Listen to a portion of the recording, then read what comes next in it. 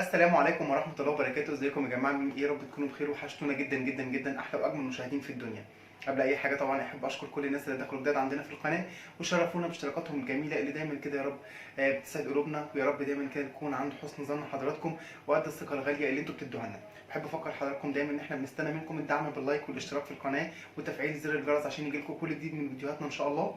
وكمان بنستنى منكم في تعليقاتكم الجميلة اللي بتسعد قلوبنا، تقول لنا طبعا ارائكم اللي بتهمنا في الوصفات اللي احنا بننزلها، وكمان تقترحوا علينا اسامي وصفات جديده نقدر نطبقها سوا مع بعض بطريقه سهله وبسيطه وفي متناول الجميع باذن الله. طالما النهارده مع بعض نعمل حواوشي حلو سهل وسريع ان شاء الله، مش هياخد مننا مجهود كتير باذن الله. يلا بينا نصلي على رسولنا الكريم ونقول بسم الله ونشوف مقاديرنا النهارده عباره عن ايه. عملنا قبل كده مع حضراتكم الحواوشي الاسكندراني موجود عندكم على القناه. عملنا العجينه وعملناه كمان حشيناه بالبانيه، وقلنا كل ما يخص العجينه والحشو بتاعتنا. النهارده هنعمل الحواوشي البلدي بتاعنا العادي، وهنعمله كمان هنحشيه باللحمه مش بالبانيه، وينفع برضو لو نحشيه بالبانيه هيمشي عادي، مش هيقول لا، وهيبقى برضو طعمه حلو جدا. المقادير بتاعتي النهارده معايا عباره عن معايا 500 جرام من اللحمه، نص كيلو من اللحمه المفرومه، وهي مش ما فيهاش دهن قوي، يعني مش سمينه. ومعايا هنا اهوت ربطه واحده بس من الكزبره الخضراء، ومعايا معلقه واحده من السمنه. والسمنه هنا عشان انا اللحمه بتاعتي ما فيهاش دهن وما عندناش دهنه، وفي نفس الوقت حتى لو اللحمه فيها دهن معلقه السمنه هنا بتطري لي العيش بتاعي وبتخليه يبقى طري من جوه ومقرمش من بره. فمعلقه اللحمه هي معلقه السمنه هنا مهمه جدا واساسيه جدا. معايا معلقه كبيره من السمسم. سمسم، هو الحواوشي بيتحط فيه سمسم؟ بيتحط فيه سمسم. جربوها بالطريقه دي وهيعجبكم جدا جدا جدا، وبيدي طعم حلو قوي قوي قوي للحمه وانتوا بتاكلوه. جربوه صدقوني هيعجبكم ان شاء الله. ومعانا طبعا عيش بلدي بتاعنا. جبت العيش عندي وفتحته كده زي ما حضراتكم شايفين بالمقص او بالسكينه، ما شلتش منه اي زوايد. انا فتحته هنا على طول عندي من فوق كده زي ما هو، لان هو اصلا الرغيف ده او العيش ده بيتعمل للحواوشي خصوصي يعني. معايا هنا بقى البهارات بتاعتنا عباره عن ايه. معايا ملح وفلفل اسود، ومعايا معلقه كبيره من بهارات اللحمه، معايا معلقه من البابريكا المدخنه، معلقه من القرفه، ومعايا معلقه من الكزبره، ومعايا مكعب مرق لحمه مش فراخ، ومعايا هنا ذره بسيطه قوي من جوز الطيب. يعني هي لا تذكر، يعني حاجه بسيطه قوي بتديني برضو طعم حلو للحمه بتاعتنا. ومعايا بقى هنا بصل انا حطيته هنا في الكبه. جبت عندي 3 بصلات متوسطين الحجم مش كبار قوي. اللي عايز يزود يزود. الحواوشي اللحمه غير حواوشي الفراخ، يعني البانيه ما بنزودلوش بصل خالص، ممكن نحط بصلايه واحده على نص كيلو بانيه. طيب هنا اللحمه انا ممكن ازود البصل زي ما انا عايز، بس مش لدرجه طبعا ان انا لما اجي اكله ابقى باكل بصل يعني. فبنحط 3 بصلات متوسطين، او ممكن نزود كمان واحده يبقوا 4. ومعايا كمان حطيت معاهم قرن فلفل او واحده فلفل من فلفل السبايسي لو انتوا بتحبوه حامي، لو مش بتحبوه نستغنى عنه. وكمان حطيت فلفلايه واحده بس من الفلفل البارد اللي هو البلدي بتاعنا. هنضرب بقى الكلام ده كله كده في الكبه، الفلفل مع اللحمه مع البصل. تمام. بس الفيشه هي هفصل بس مع حضراتكم قعده الكبه ونرجع نضربهم مع بعض سوا. خليكم معايا. ورجعنا تاني يا جماعه. معلش طبعا بعتذر، الكبه طلع فيها مشكله جبت واحده غيرها هنضرب فيها. هنضرب الكلام ده كله مع بعض.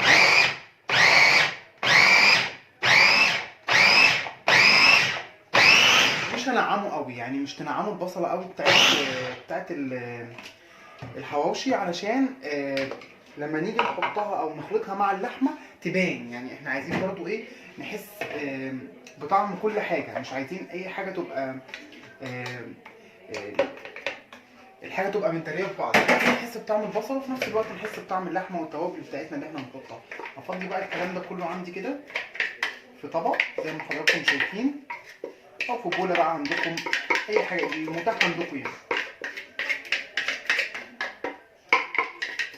فاحنا دايما لما بنيجي نطحن البصل بتاع الحواوشي، في ناس بتنعمه قوي، فبالتالي بيجي لما بتيجوا تعملوا الحواوشي تحسوا ان حته اللحمه ذات نفسها عامله زي العجينه. وفي ناس كمان بتضرب اللحمه بعد كده مع البصل، لو اللحمه مش مفرومه كويس او فرمها خشن شويه ممكن تروح ضربه الاثنين مع بعض. هنزل بقى عندي دلوقتي بالبهارات بتاعتنا على البصل. ادي مكعب المرق، وهنزل بباقي البهارات، الملح والفلفل والكزبره وجوز الطيب. عايز اقول لكم جوز الطيب من الحاجات اللي بتبقى حلوه جدا مع اللحوم ومع الفراخ، فحاولوا تدخلوها في الاكل بتاعنا. هي اصلا مفيده جدا، فوائدها كتير، وفي نفس الوقت بتديني طعم حلو جدا للحاجه بتاعتها. هنزل بعد كده بقى عندي باللحمه، وهنزل عندي بقى باقي المكونات كلها. اللحمه، السمسم طبعا، وزي ما قلت لكم السمسم والله يا جماعه بيدي طعم فظيع للحوش بتاعنا. وهنزل بالكزبره الخضراء، وهنزل كمان بمعلقه السمنه معاهم، وهبتدي بقى اعجن الكلام ده كله كده مع بعضه لحد ما المكونات كلها تمتزج مع بعض. وهرجع بعد كده مع حضراتكم نشوف هنحشي الحواوشي بتاعنا ازاي، ونقول طريقه التسويه. خليكم معايا. ورجعت لكم تاني يا جماعه بعد ما خلصت بقى عجنا اللحمه بتاعتنا مع البصل مع الخضره مع التوابل مع السمسم مع السمنه، زي ما حضراتكم شايفين بقت عندنا بالشكل اللي انتم شايفينه ده. وزي ما انتم شايفين كده احنا شايفين البصل يعني ايه، البصل مش مفروم قوي ومش منعمينه خالص عشان يبان ما عندنا في الحواوشي بتاعنا. هنحشي ازاي بقى؟ هجيب عندنا بقى العيش زي ما انتم شايفين كده. احنا قلنا العيش احنا فتحناه ازاي. جبت العيش عندي وفتحته زي ما انتم شايفين كده. بصوا سهل يعني، ما بياخدش اي مجهود. هعمل ايه بقى؟ هجيب عندي كده هاخد معلقه من اللحمه وهنزل فيها عندي بالعيش بتاعنا زي ما انتم شايفين كده، وهفرد بقى كده. هبتدي افرد العجينه اسف اللحمه بتاعتنا في العيش بتاعنا بالطريقه دي. ده طبعا مختلف تماما عن الحواوشي الاسكندراني. الحواوشي الاسكندراني احنا بنبقى عاملين العجينه على ايدينا، وبنحط اللحمه برده بتبقى نيه وبنحشيها بطريقه معينه. وانا قلت لحضراتكم ان هو موجود عندنا على القناه، ممكن تخشوا تشوفوا الطريقه عاملينه ازاي. تمام زي ما انتم شايفين كده.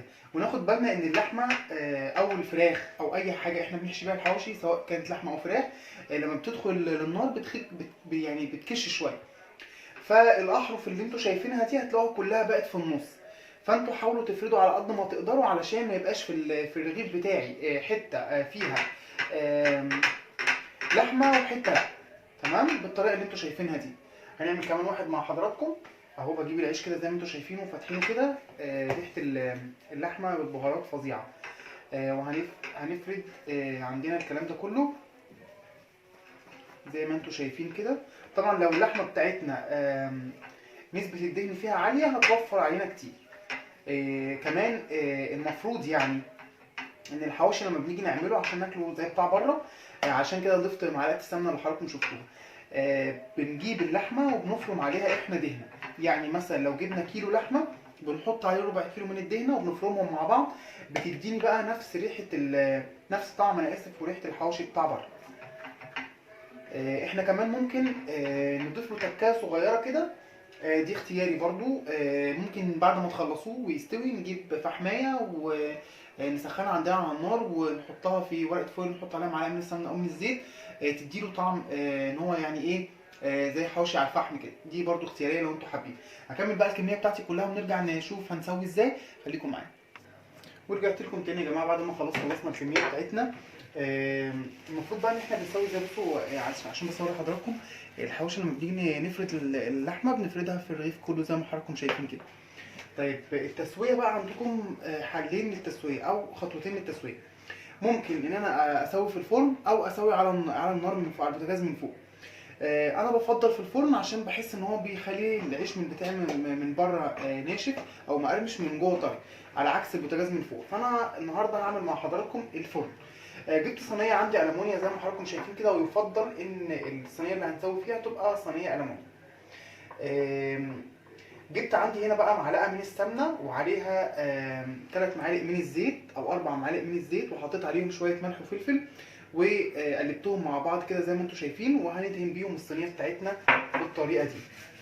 هدهن الصينيه بتاعتي كده كلها بالطريقه دي. تمام زي ما حضراتكم شايفين كده. هدهن الصينيه كلها كده بالسمنه والزيت. هعمل ايه بقى دلوقتي؟ هجيب عندي العيش، ولما نيجي نسوي يا جماعه تحطوا العيش دايما على وشه مش على ظهره. تمام. هحط عندي العيش زي ما انتم شايفين كده. مثلا الصينيه بتاعتي هتاخد وليكن الثلاث ارغفه دول. حلو كده. هجيب بقى عندي هنا اجي هنا بنفس الفرشه اللي احنا بندهن بيها، وهدهن ظهر العيش زي ما انتم شايفين كده بالسمنه والزيت. السمنه مع الزيت هنا ورشه الملح اللي احنا حاطينها دي بتطعم لي العيش قوي، وبتخلي العيش بتاعنا طري من جوه. كده كده اصلا الحواشي فيه بصل، فالبصل هيطري العيش من جوه. الخطوه دي بقى هتخلي العيش بتاعي مقرمش من بره، تحبوا كده ان انتوا تاكلوا الحواشي بتاعكم. هدخله بقى دلوقتي على فرن درجه حراره 200. هحطه الاول تحت على الصاجه، وبعد كده اول ما احس ان الصينيه معايا سخنت والعيش شد، هروح رافعها على الشوايه، على على الرف اللي في النص، واسيبها لحد ما يكمل سواه. وهوريكم قبل ما اقلبه بيبقى شكله عامل ازاي، عشان نولع عليه الشوايه بيبقى عامل ازاي. خليكم معايا. ورجعنا تاني يا جماعه كده خلاص الحواوشي خد معانا الوش اللي احنا عايزينه من تحت. هنبتدي بقى ان احنا نقلبه على الجنب الاخر علشان برضو ياخد معانا لون حلو زي ما انتم شايفين كده. بصوا هوريهولكم برضو واقربه من حضراتكم شويه علشان تشوفوا شكله بيبقى عامل ازاي. بصوا شايفين الشكل ده كده بيبقى شكله محمر كده بالطريقه دي، وبيبقى كريسبي جدا زي ما قلنا من بره وطري جدا من جوه. هدخله بقى ده هو كمان، وانا غالبا مش هحتاج ان انا افتح عليه الشوايه، انا هسيبه تحت زي ما هو، ما طلعتوش في الرف اللي في النص، هو كله استوى تحت زي ما هو. هدخله تاني بقى ياخد وش من تحت، ونرجع نشوف هنقدمه ازاي. خليكم معايا. رجعت لكم تاني يا جماعه بعد ما خلاص طلعت كميه الحوش بتاعتنا من الفرن. ده بيبقى شكله بالطريقه اللي انتم شايفينها دي. طبعا زي ما قلت لكم اللحمه مستويه جدا من جوه، هو كمان مقرمش جدا من بره وطري جدا من جوه. استنى بقى تجربوه، ويا رب كده الفيديو بتاع النهارده يكون خفيف على قلوبكم. ما تنسوناش بقى تكتبوا لنا في الكومنتات بتاعتكم الجميله، تقولوا لنا جربتوه ولا لا وعجبكم ولا لا. وما تنسوناش بالدعم باللايك والاشتراك في القناه وتفعيل زر الجرس عشان يجيلكم كل جديد من فيديوهاتنا باذن الله. اشوفكم في فيديو جديد في حفظ الله. مع السلامه.